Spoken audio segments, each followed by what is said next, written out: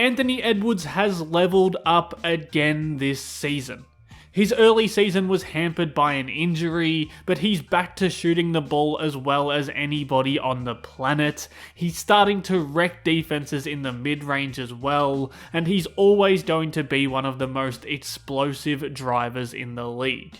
What's really been impressive so far this season though is his playmaking. He's in this kind of weird team dynamic where he's sharing the point guard duties with Julius Randle, but both of those guys have started to make it work recently, and that's partly down to a playmaking leap from Edwards. And really, I think there's a simple way to break this down. Edwards is becoming a 3-level playmaker. We talk a lot about 3-level scoring, but it's just as important for a superstar to be able to facilitate from all 3 levels as well. And that's just simply being able to make plays from the top of the floor, the middle of the floor, and from inside the paint. And all of it stems from the way defenses are going to sell out to guard Anthony Edwards. If he's above the arc, it's about punishing these 2 defenders who stick to him off a ball screen and turning it into an advantageous situation for his offense. This has turned from a long-term weakness of Ant's to a genuine strength right now. And really, he's just making the right reads against the coverages that he faces. So if the second defender is coming off the screener, inviting the help and then nailing the popping shooter on time and on a consistent basis is his most simple read as a playmaker. We're going to see a lot of missed shots coming from his passes here, but I like that he's continued to keep making the right play all season long. Again, he just keeps it simple. If Nas Reed's man stays here with Ant, spoon it off to Reed as quick as possible, get the defense into rotation, find an open shot. There's nothing overly special about these passing reads, but if you've watched Anthony Edwards throughout his career, you'll know that he hasn't always processed those reads as quick as he is right now, and it really does grease the wheels of the offense when he's punishing over-aggressive defenses with this sort of sharpness. The other option if the help defender is coming off the screen is to just find the roll man who's coming off that pick. He's now hitting this pocket a lot more, which forces backside help and leaves defenses no choice but to just give up open looks.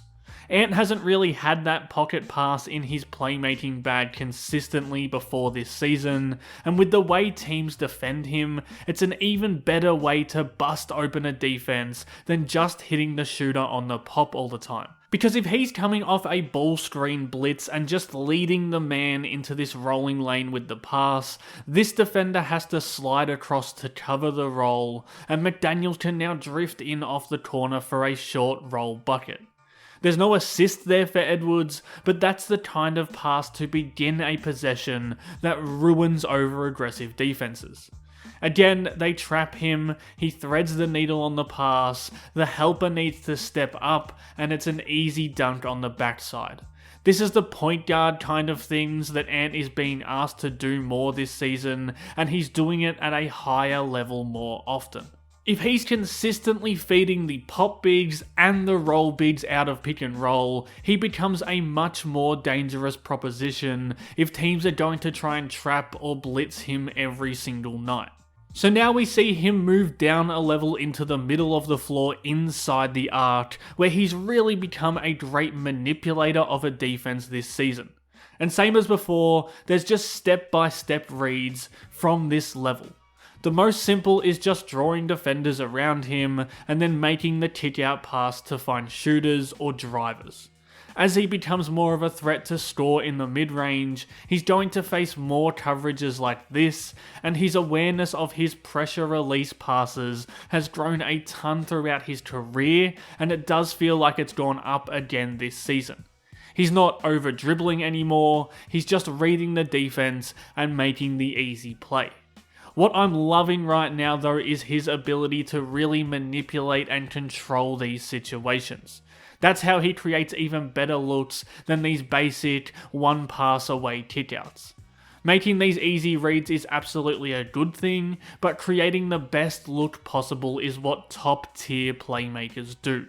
Like here, instead of just getting into this pocket and forcing the corner help for a quick corner 3, he curls into the middle of the floor, forces this defender into the play and into help, and then overcommits him with the pump fake before finally putting a driving lane on a platter for Jaden McDaniels.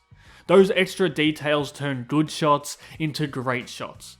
Just the way he's able to control the whole floor here, keeping his defender in jail with the dribble, forcing this defender to stay low in help, and then whipping an offhand, live dribble skip pass to the corner, where McDaniels is able to attack the rim right off it.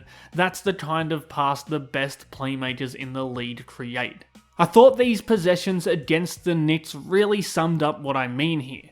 Those changes of pace and hostage dribbles open up this shooter, but forcing all of this over help cracks McDaniels open in this pocket instead, and that's a pass that usually would result in easy points. On this next possession, they do get those easy points. I think he would usually just see this helper and make this pass to Randall who he's helping off, but he's finding those high value looks on cuts and rim dives way more frequently this season. He's just taking what the defense gives him, but in really smart ways right now. This time there's no cutting to find, but Anunoby is still helping off Randall, so this time he does just find Randall for another should-be assist. That's the right read against a really tough and switched-on defense. I thought this is a great example of just finding better value assists. There's shooters everywhere when the defense collapses in on him here, but Gobert slipping behind that defensive wall in front of him is still the highest value shot he can find as a playmaker, and he does find that look. And on all of those plays, you can see him getting closer and closer to the rim when he makes the pass. That's the third level of the floor. If he gets 2 feet in the paint, he's now both a threat to score at will or make a killer pass. If he's coming downhill at speed, he's going to bend these defenses away from those shooters again, leading to more easy kickouts and more 3-point shots.